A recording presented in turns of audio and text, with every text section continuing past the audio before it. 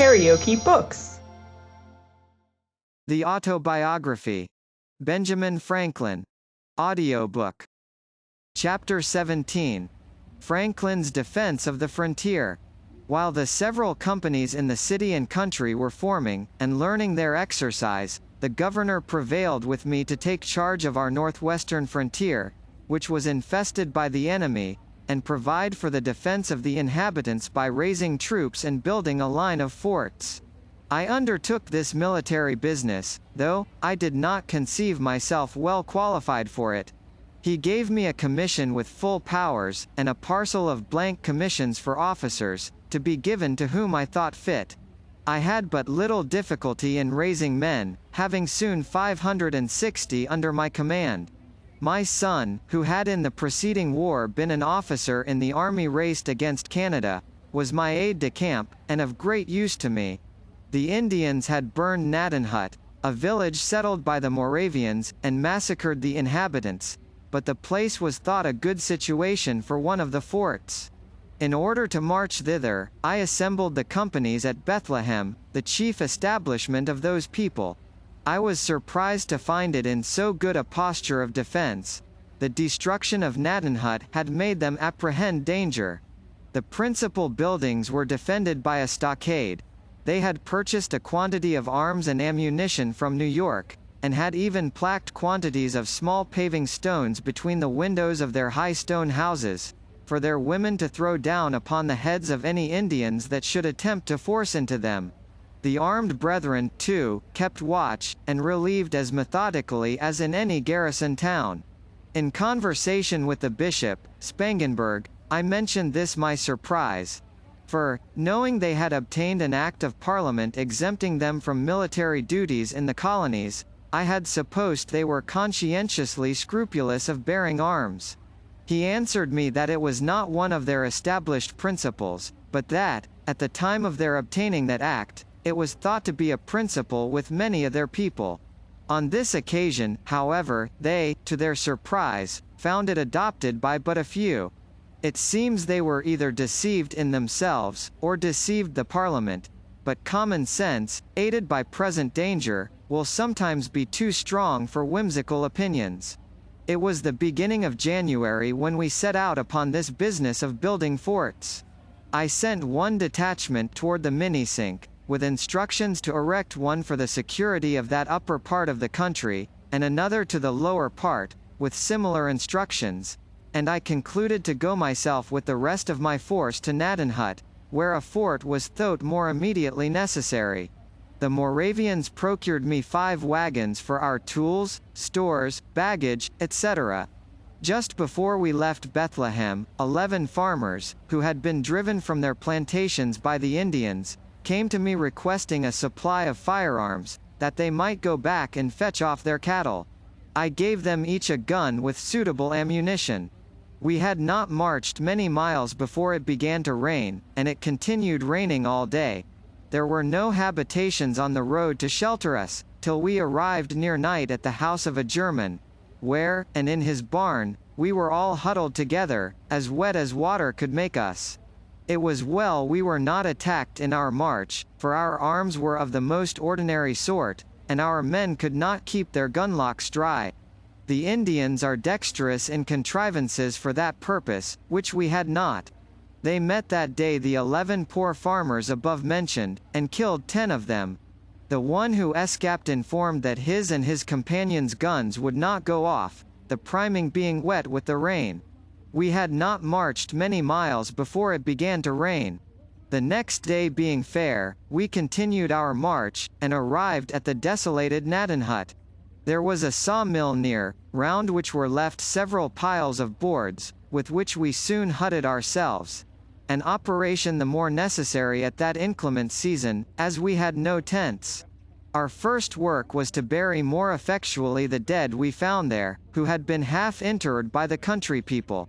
The next morning our fort was planned and marked out, the circumference measuring 455 feet, which would require as many palisades to be made of trees, one with another, of a foot diameter each. Our axes, of which we had 70, were immediately set to work to cut down trees, and, our men being dexterous in the use of them, great dispatch was made. Seeing the trees fall so fast, I had the curiosity to look at my watch when 2 men began to cut at a pine. In 6 minutes they had it upon the ground, and I found it of 14 inches diameter. Each pine made 3 palisades of 18 feet long, pointed at one end. While these were preparing, our other men dug a trench all round, of 3 feet deep, in which the palisades were to be planted, and, our wagons, the bodies being taken off, and the fore and hind wheels separated by taking out the pin which united the 2 parts of the perch, we had 10 carriages, with 2 horses each, to bring the palisades from the woods to the spot. When they were set up, our carpenters built a stage of boards all round within, about 6 feet high, for the men to stand on when to fire through the loopholes. We had 1 swivel gun, which we mounted on one of the angles, and fired it as soon as fixed, to let the Indians know, if any were within hearing, that we had such pieces. And thus our fort, if such a magnificent name may be given to so miserable a stockade, was finished in a week, though it rained so hard every other day that the men could not work. This gave me occasion to observe, that, when men are employed, they are best contented. For on the days they worked they were good-natured and cheerful, and, with the consciousness of having done a good day's work, they spent the evening jollily. But on our idle days they were mutinous and quarrelsome, finding fault with their pork, the bread, etc., and in continual ill humor, which put me in mind of a sea captain, whose rule it was to keep his men constantly at work. And, when his mate once told him that they had done everything, and there was nothing further to employ them about, "Oh," says he, "make them scour the anchor."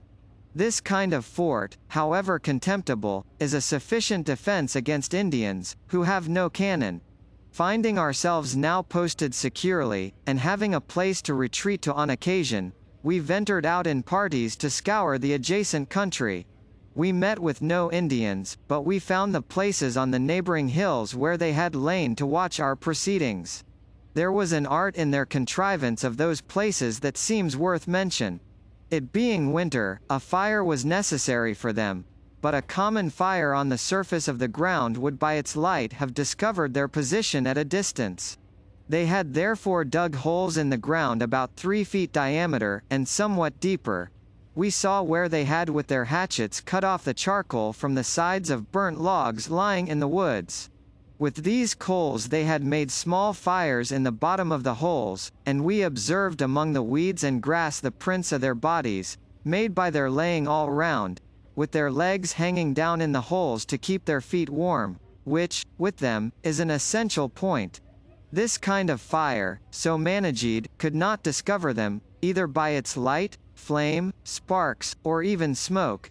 It appeared that their number was not great, and it seems they saw we were too many to be attacked by them with prospect of advantage. We had for our chaplain a zealous Presbyterian minister, Mr. Beatty, who complained to me that the men did not generally attend his prayers and exhortations. When they enlisted, they were promised, besides pay and provisions, a gill of rum a day, which was punctually served out to them, half in the morning, and the other half in the evening. And I observed they were as punctual in attending to receive it. Upon which I said to Mr. Beatty, "It is, perhaps, below the dignity of your profession to act as steward of the rum, but if you were to deal it out and only just after prayers, you would have them all about you." He liked the thought, undertook the office, and, with the help of a few hands to measure out the liquor, executed it to satisfaction, and never were prayers more generally and more punctually attended, so that I thought this method preferable to the punishment inflicted by some military laws for non-attendance on divine service. I had hardly finished this business, and got my fort well stored with provisions, when I received a letter from the governor, acquainting me that he had called the assembly, and wished my attendance there, if the posture of affairs on the frontiers was such that my remaining there was no longer necessary. My friends, too, of the assembly, pressing me by their letters to be, if possible, at the meeting, and my 3 intended forts being now completed, and the inhabitants contented to remain on their farms under that protection, I resolved to return. The more willingly, as a New England officer, Colonel Clapham, experienced in Indian war, being on a visit to our establishment, consented to accept the command. I gave him a commission, and, parading the garrison, had it read before them, and introduced him to them as an officer who, from his skill in military affairs, was much more fit to command them than myself, and, giving them a little exhortation, took my leave. I was escorted as far as Bethlehem, where I rested a few days to recover from the fatigue I had undergone.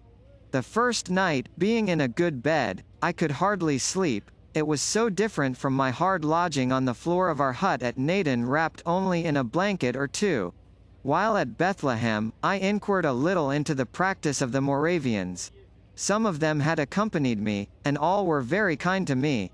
I found they worked for a common stock, ate at common tables, and slept in common dormitories, great numbers together.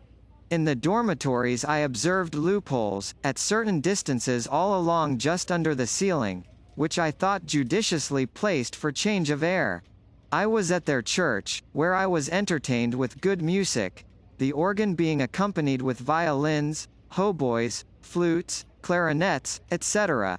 I understood that their sermons were not usually preached to mixed congregations of men, women, and children, as is our common practice, but that they assembled sometimes the married men, at other times their wives, then the young men, the young women, and the little children, each division by itself.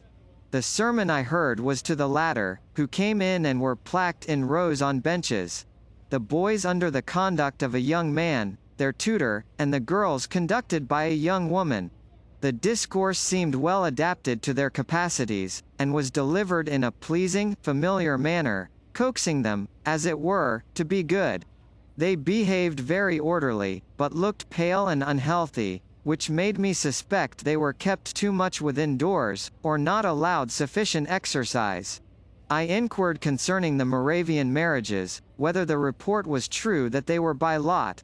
I was told that lots were used only in particular cases, that generally, when a young man found himself disposed to marry, he informed the elders of his class, who consulted the elder ladies that governed the young women. As these elders of the different sexes were well acquainted with the tempers and dispositions of their respective pupils, they could best judge what matches were suitable, and their judgments were generally acquiesced in. But if, for example, it should happen that 2 or 3 young women were found to be equally proper for the young man, the lot was then recurred to. I objected, if the matches are not made by the mutual choice of the parties, some of them may chance to be very unhappy. And so they may, answered my informer, if you let the parties choose for themselves. Which, indeed, I could not deny. Being returned to Philadelphia, I found the association went on swimmingly, the inhabitants that were not Quakers having pretty generally come into it, formed themselves into companies, and chose their captains, lieutenants, and ensigns, according to the new law. Dr. B. visited me, and gave me an account of the pains he had taken to spread a general good liking to the law, and ascribed much to those endeavors. I had had the vanity to ascribe all to my dialogue. However, not knowing but that he might be in the right, I let him enjoy his opinion, which I take to be generally the best way in such cases. The officers, meeting, chose me to be colonel of the regiment, which I this time accepted. I forget how many companies we had, but we paraded about 1,200 well-looking men, with a company of artillery, who had been furnished with 6 brass field pieces, which they had become so expert in the use of as to fire 12 times in a minute. The first time I reviewed my regiment they accompanied me to my house, and would salute me with some rounds fired before my door, which shook down and broke several glasses of my electrical apparatus. And my new honor proved not much less brittle, for all our commissions were soon after broken by a repeal of the law in England. During this short time of my colonelship, being about to set out on a journey to Virginia, the officers of my regiment took it into their heads that it would be proper for them to escort me out of town, as far as the lower ferry. Just as I was getting on horseback they came to my door, between 30 and 40, mounted, and all in their uniforms. I had not been previously acquainted with the project, or I should have prevented it, being naturally averse to the assuming of state on any occasion, and I was a good deal chagrined at their appearance, as I could not avoid their accompanying me. What made it worse was, that, as soon as we began to move, they drew their swords and rode with them naked all the way. Somebody wrote an account of this to the proprietor, and it gave him great offense. No such honor had been paid him when in the province, nor to any of his governors, and he said it was only proper to princes of the blood royal, which may be true for aught I know, who was, and still am, ignorant of the etiquette in such cases. This silly affair, however, greatly increased his rancor against me, which was before not a little, on account of my conduct in the assembly respecting the exemption of his estate from taxation, which I had always opposed very warmly, and not without severe reflections on his meanness and injustice of contending for it. He accused me to the ministry as being the great obstacle to the king's service, preventing, by my influence in the House, the proper form of the bills for raising money, and he instanced this parade with my officers as a proof of my having an intention to take the government of the province out of his hands by force. He also applied to Sir Everard Falconer, the Postmaster General, to deprive me of my office, but it had no other effect than to procure from Sir Everard a gentle admonition. Notwithstanding the continual wrangle between the governor and the House, in which I, as a member, had so large a share, there still subsisted a civil intercourse between that gentleman and myself, and we never had any personal difference. I have sometimes since thought that his little or no resentment against me, for the answers it was known I drew up to his messages, might be the effect of professional habit, and that, being bred a lawyer, he might consider us both as merely advocates for contending clients in a suit, he for the proprietaries and I for the assembly. He would, therefore, sometimes call in a friendly way to advise with me on difficult points, and sometimes, though not often, take my advice. We acted in concert to supply Braddock's army with provisions, and, when the shocking news arrived of his defeat, the governor sent in haste for me, to consult with him on measures for preventing the desertion of the back counties. I forget now the advice I gave, but I think it was, that Dunbar should be written to, and prevailed with, if possible, to post his troops on the frontiers for their protection, till, by reinforcements from the colonies, he might be able to proceed on the expedition. And, after my return from the frontier, he would have had me undertake the conduct of such an expedition with provincial troops, for the reduction of Fort Duquesne, Dunbar and his men being otherwise employed, and he proposed to commission me as general. I had not so good an opinion of my military abilities as he professed to have, and I believe his professions must have exceeded his real sentiments. But probably he might think that my popularity would facilitate the raising of the men, and my influence in assembly, the grant of money to pay them, and that, perhaps, without taxing the proprietary estate. Finding me not so forward to engage as he expected, the project was dropped, and he soon after left the government, being superseded by Captain Denny. Karaoke Books.